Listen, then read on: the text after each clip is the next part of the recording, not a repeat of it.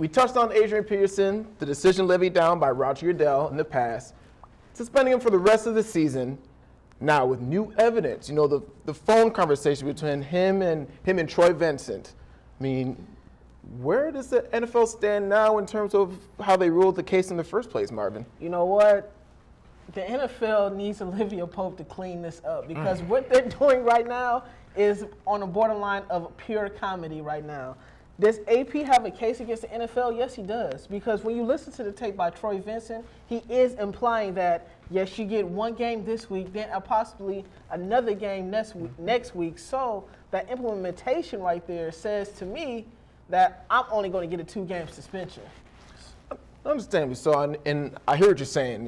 I'm not even sure if Olivia Pope can fix this mess.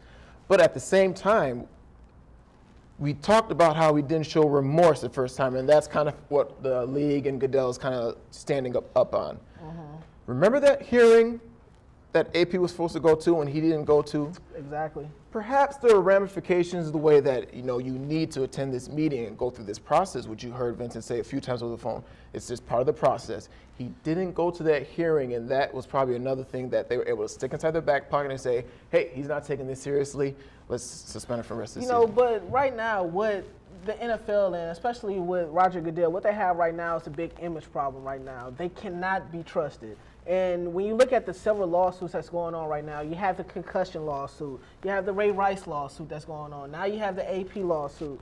So it's a lot of suits, and plus now you're going to have a big labor dispute in a couple of years when you have to renegotiate with the NFLPA. So they're going to have a lot of issues moving forward, and there's a lot of contradiction within Roger Goodell's policies and his policy making and things of that such.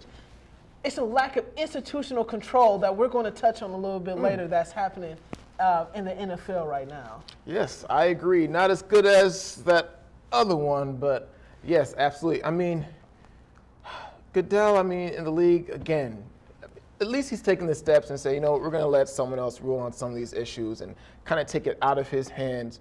But what say you to this? They didn't make an official ruling yet. The ruling wasn't made official until after he missed the hearing, and then they came down. So, in a sense, it kind of avoids that double jeopardy, situation that he had with Ray Rice.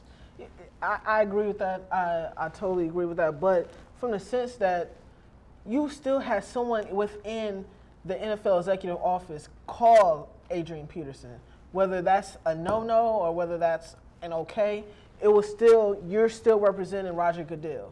Now, Troy Vincent is going to have to step up and take responsibility for those phone calls and for those actions. And like I said, it's just something that's been continuously happening with Roger Goodell over and over and over and over again. I just don't know when it's going to stop, personally.